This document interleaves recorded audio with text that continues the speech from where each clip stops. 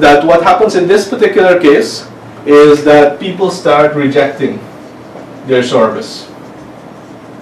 So up here is filled with rejection because yes, you do get people to test out your product or service because you're so good at the business skills, you pick the right location, you know exactly what to say, you've actually trained your people as well to have some kind of business system that people can actually get into.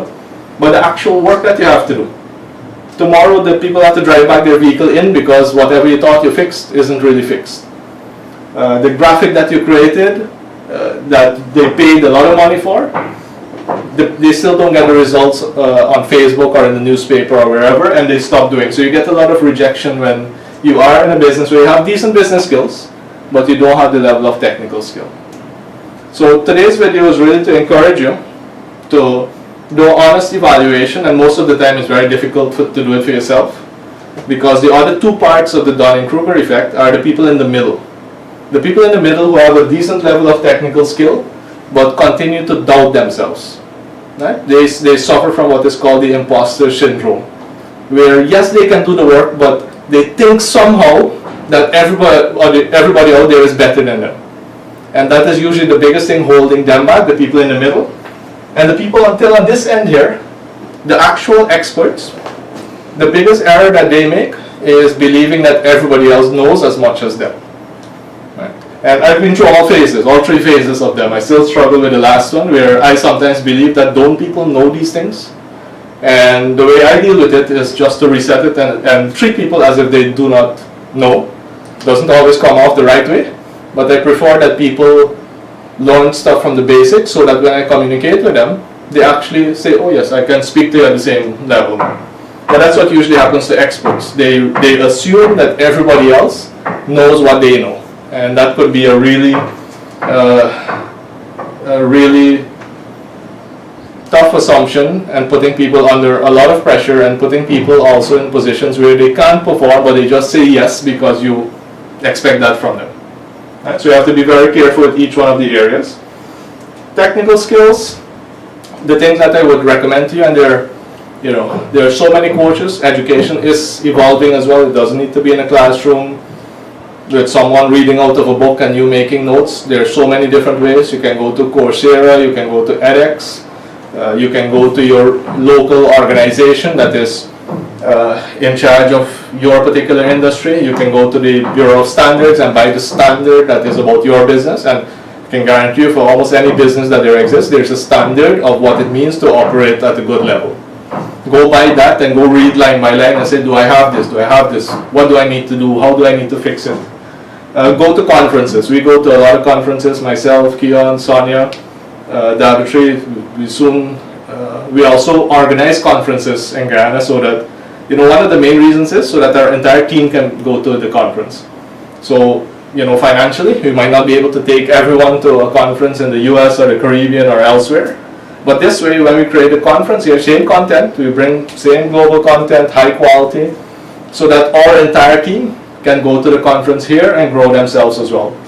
Because getting the education is one, you also need the experience. You need other people telling you how it has worked and give you a lot of ideas of what you can do. So in that respect, we do have the Live to Lead conference coming up on October 27th. You'll see it everywhere. I'm going to urge you to make sure that you get your tickets very early, because last year it was, the room was packed. We tried squeezing in a few other people. This time we have a larger facility, but I already see that the companies who took part last year are quickly making sure that they get more space as well for more of their employees, more of their team members to attend those sessions. So make sure that you get your space very early. As I mentioned, conferences and mentors as well. Mentorship is where you have identified people who are very successful at their technical skill. They might not be successful in everything. Right? There's no perfect human being. I'm not a perfect human being. Right? By no stretch of the imagination. I'm really, really good at this side here. That's what I know for sure.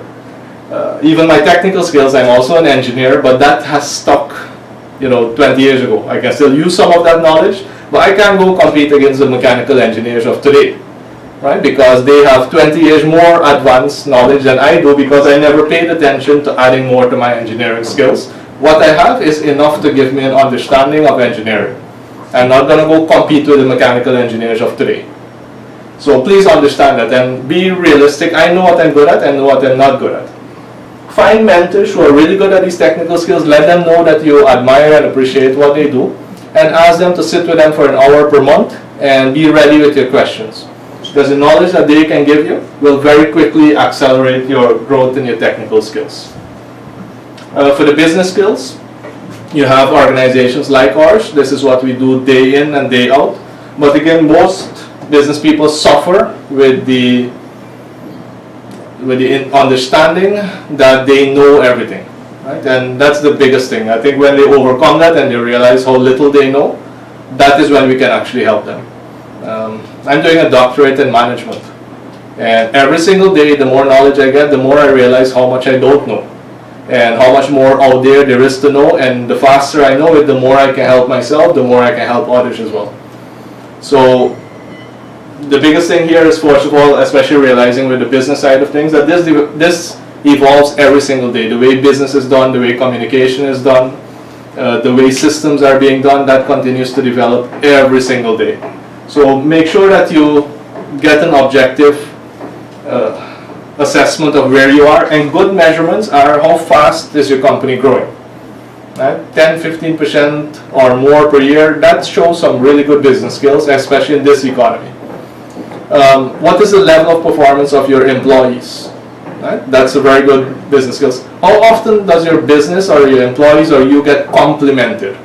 So measure it by the number of compliments that you keep getting in your business. If that is very low, you rank low in business skills. But if your growth and the compliments and your profitability and your employee growth, if those numbers are very high, then you're very good in your business skills. Look at your markets. Are you serving only Georgetown, Region 4? If you keep adding more regions, that's good business skills. If you are growing internationally, new markets, that's good business skills, so that you can measure up here as well.